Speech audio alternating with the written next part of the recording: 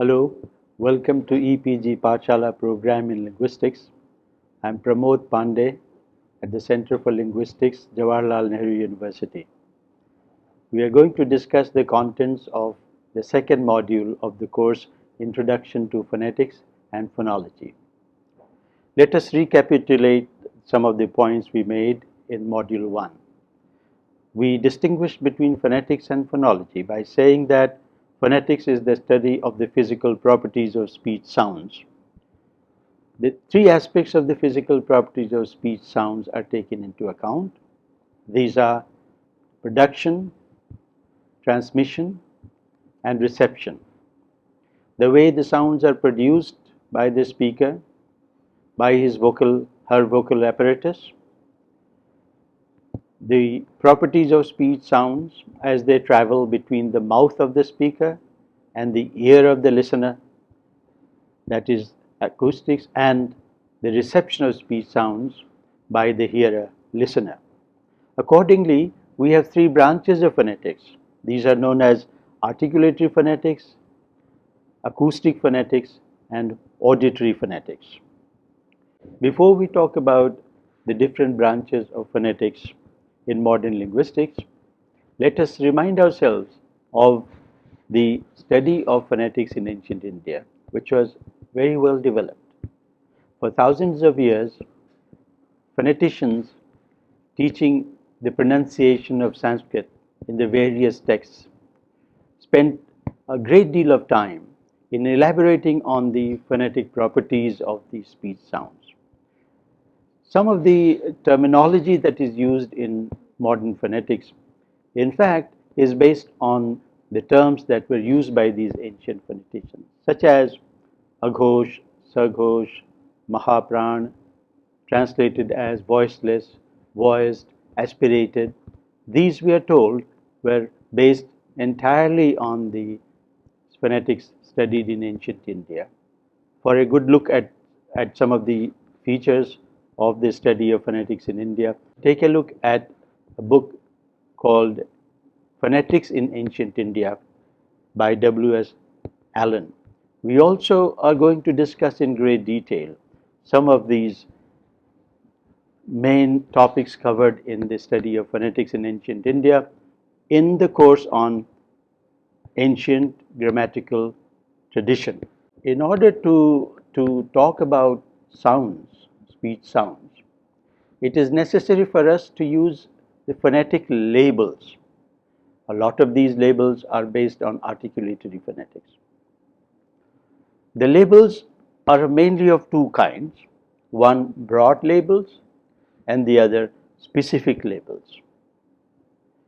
And most of these labels, to repeat, are based on the articulatory features of speech sounds. The articulatory features of speech sounds are dependent on the organs of speech. It is thus necessary for us to be familiar with the organs of speech.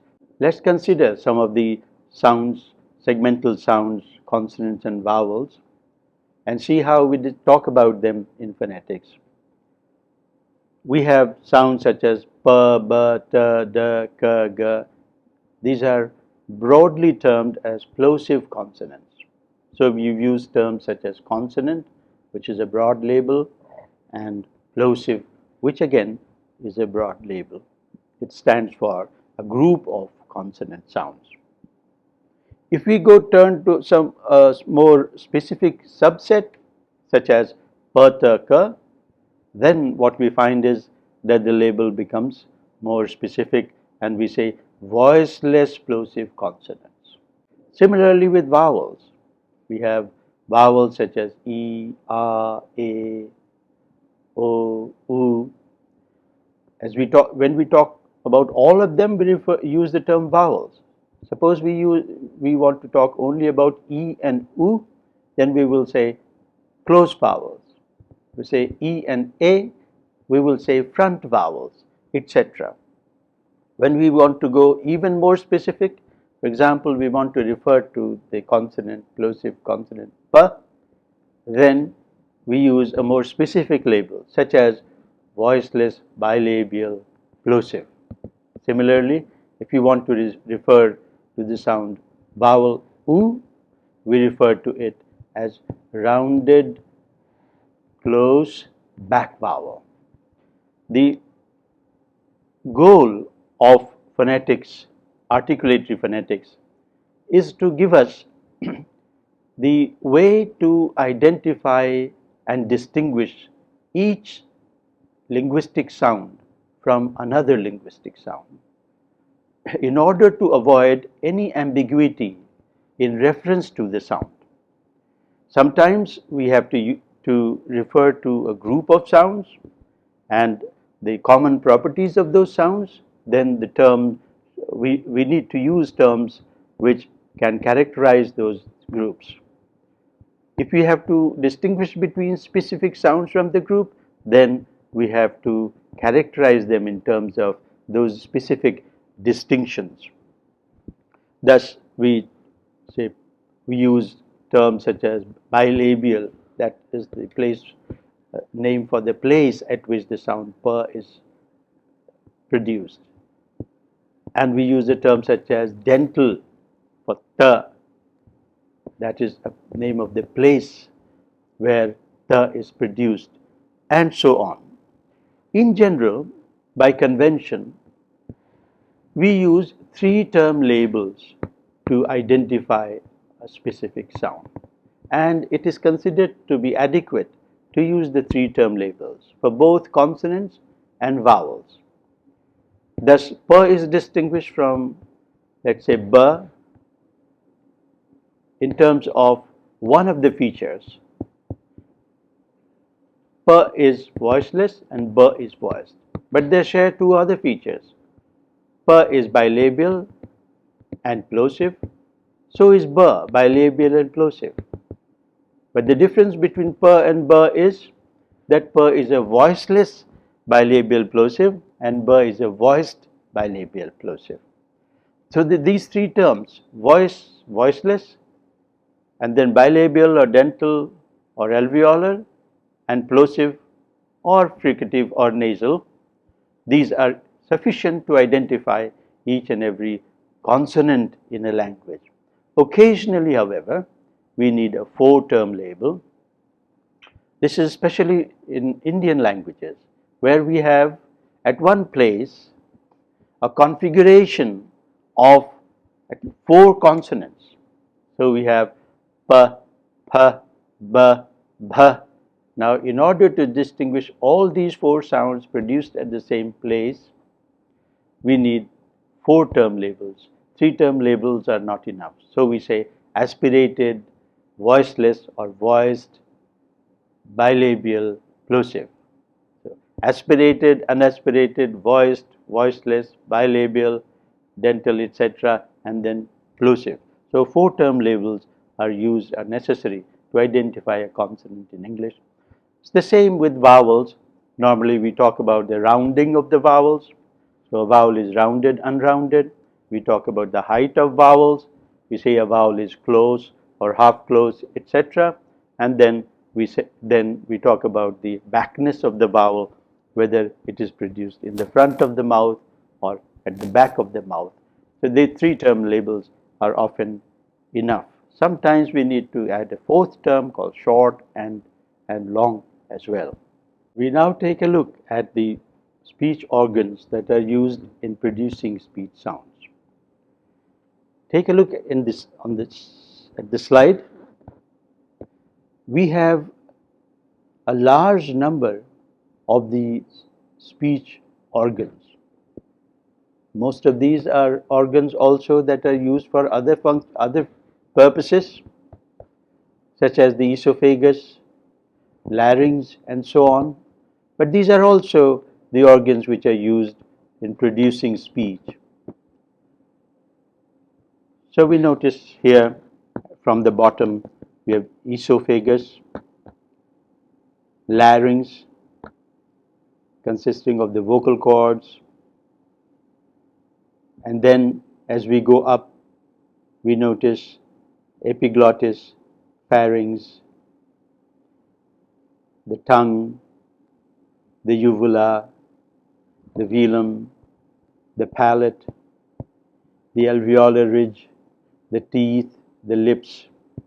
Then there are these jaw, the lower jaw, and we also have the two cavities, the oral cavity and the nasal cavity. All these are involved in the production of speech. As we go along in the following modules, we will take a look at which of them are involved in producing which features of speech sounds. We next turn to acoustic phonetics. Acoustic phonetics studies speech sounds mainly in terms of the variations in air pressure and makes use of instruments such as sound spectrograph and oscillograph. It's mainly because acoustic phonetics has to be studied by means of instruments that the development of acoustic phonetics has been somewhat late. Articulatory phonetics didn't need the use of instruments as much as acoustic phonetics, and thus acoustic phonetics, the study of acoustic phonetics has been gaining ground, so much so that today most courses in phonetics are actually courses in acoustic phonetics. However, we cannot study acoustic properties unless we learn to relate them to the articulatory phenomenon and processes. So in this course, we will be looking mainly at the articulatory and acoustic phonetics. What are the main acoustic parameters that we study in relation to speech sounds? These are mainly three. One, the fundamental frequency, or F0. The fundamental frequency is the rate of the repetition of the cycles of air pressure. Different speakers have different fundamental frequencies. We have broad groups such as adults versus young ones, or males versus females, and they seem to have a typical range of variation measured in hertz. Thus, adult males are found to produce their speech in the range of 85 to 155 hertz. Adult females have a higher range. The typical adult female produces speech in the range of 165 to 255 hertz. Infants have an even higher range. We are told that most infants produce speech in the range of 400 to 600 hertz. Thus, there is a wide variation in the use of the range of fundamental frequency. As we go into details of speech sounds, what we find that the fundamental frequency is responsible for the production of very important phenomena such as tone and intonation, a lot of grammar, grammatical meaning, a lot of socio-linguistic meanings are dependent on the use of the fundamental frequency. The second important aspect of acoustic properties of speech sounds is the amplitude. That is the relative increase in air pressure. So, which is measured in terms of the distance from the place of rest of air particles. So, the higher the air particles go, the higher is the amplitude. It seems that sounds differ with regard to amplitude. A sound like ah is found to have greater amplitude than a sound like a, for example. Somehow human ears and speakers and hearers are able to distinguish sounds in terms of their amplitude. So the amplitude plays an important role. Apart from the linguistic meanings, we also have other meanings, such as various pragmatic meanings that speech conveys. For example, anger is conveyed by using producing sounds at a very high amplitude, and you produce lower sounds at the if you want to sound polite, and so on. Now, amplitude is an important phenomena thus in the study of both linguistic and non-linguistic aspects of the use of language. The third important feature is formants. Formants. They are also called overtones of the F0. We will get to study them in great detail in the modules 9 to 12. It's, however, useful for us to know what these overtones are. The overtones are the resonances that the fundamental frequency produces within the vocal apparatus. And we are told that there are at the most 4 overtones. We call them F1, F2, F3, F4. We have a wide range of resonances. Speech can have resonances, have overtones going up to 16 or 20, but only the first 4 resonances, F1 to F4, are involved in distinguishing speech sounds. Speech sounds. One of them, for example, the F1 distinguishes the height of vowels. F2 distinguishes the frontness and backness of vowels, and so on. You learn more about them in the following modules. Let's take a look at a diagram that follows. We now take a look at the acoustic properties of an utterance from Hindi. These acoustic properties are shown in terms of 2 parts of an acoustic picture, call them oscillogram and spectrogram. Oscillogram gives us the general pattern of intensity, and the spectrogram gives us the overtones of or F0. And we also have a third dimension, namely duration, captured in both. So the sentence is Aadmi ek table kheech raha hai, which is translated as the man is pulling a table. The frequency component of the segmental speech sounds are shown in the middle portion, and the amplitude is shown in the top portion by the darkness of the waves. Each segment has its own pattern. Notice, the duration of the entire utterance is given at the bottom. It's possible to extract the duration of each portion of the utterance, including the segment. Let us now turn to introducing ourselves to auditory phonetics. The auditory processes of speech perception are much less amenable to direct observation than articulatory and acoustic processes.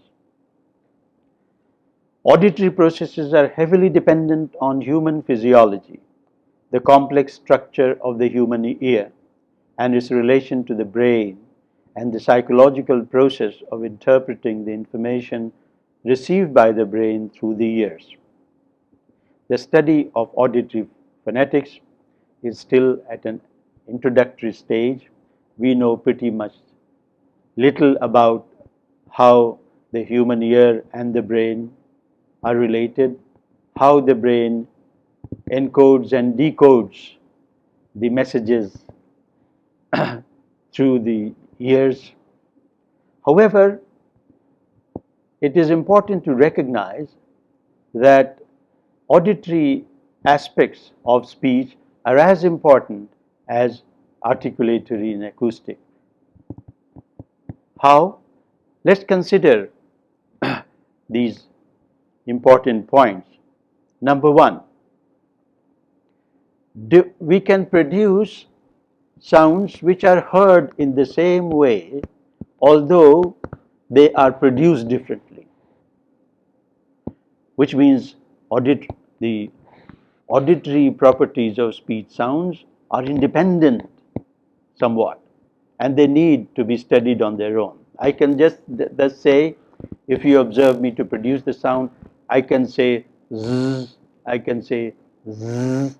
You will hear them as z, although I have used my jaws and the teeth in different positions. Almost any sound can be produced by varying the articulatory structure of sounds, which means, again, to repeat, that auditory aspects of speech need to be studied on their own. They are not entirely dependent on articulatory and acoustic features. Secondly, although the signal is filled with all kinds of information, but the listener is able to extract linguistic sounds from them. So there is something about the auditory aspects of speech sounds that it seems that the auditory system is disposed to, to, to consider. And what exactly are those dispositions are something that we need to look into. Unfortunately, we do not have uh, advanced instruments to study the auditory aspects of speech. But pending the invention of such instruments, we continue to investigate the important aspects of auditory phonetics. Notice that speakers can easily distinguish the idiosyncratic differences, and they can extract the important linguistic features. So a speaker can say a, the same speaker can produce, another speaker can produce a, and the listener hears it as the same. I can say get, I can say get, but the speakers of the community hear it as one and the same sound. And finally, although speech is non-discrete, and this is important, although speech is non-discrete, that is, we produce sounds in continuation, acoustically, there is no way in which you can distinguish each sound from the other, and yet the human ear can distinguish each sound from the other. So the human ear is able to impose a discrete structure on the indiscrete speech, and how it is done needs to be investigated. Obviously, the study of auditory phonetics is not insignificant. Now, it is important to note that the acoustic information is not enough to interpret the meaning of the speech signal. The listener has to interpret it according to the physiological and contextual input and phonological structure of the language. This is important to recognize. That is why in this course we introduce ourselves to both phonetics and phonology. How speech sounds convey meanings is something which is a complex phenomenon which involves all these aspects of phonetics as well as phonology. The terminology used in phonetics draws from the three branches: articulatory, auditory, and acoustic phonetics. Occasionally, however, we have redundancy. When we are talking about the same phenomenon, but the term is used sometimes from articulatory phonetics, sometimes from auditory phonetics, and sometimes from acoustic phonetics. For example, we use the term amplitude and fundamental frequency, which are acoustic terms. But we also use the term like loud or pitch. Now, pitch and loudness are auditory terms, and fundamental frequency and amplitude are acoustic terms. We should be very careful in using these terms and distinguishing their use. When we are discussing acoustic properties of speech sounds, then it is better to use acoustic terms, and not only better, but actually also necessary to use acoustic terms. This is especially so because these terms are well defined within the domain of their use. What we call loudness is a complex phenomenon. It is related to amplitude but is not directly dependent on amplitude. Amplitude and intensity both are involved in producing speech sounds that can be considered to be loud or not loud. So we have come to the end of module 2. We looked at the preliminary aspects of the three branches of phonetics, namely articulatory, acoustic, and auditory phonetics. As we said, we will focus on articulatory and acoustic phonetics. Auditory phonetics will have to be left at this stage. In the following modules, we first turn to articulatory phonetics and then to acoustic phonetics, and these will complete the discussion of phonetics in this course. We will then take up the phonology section of this course, where all the discussion on phonetics that we have had will be crucially useful, and thus both the components, phonetics and phonology, are interrelated and dependent on each other. Thank you.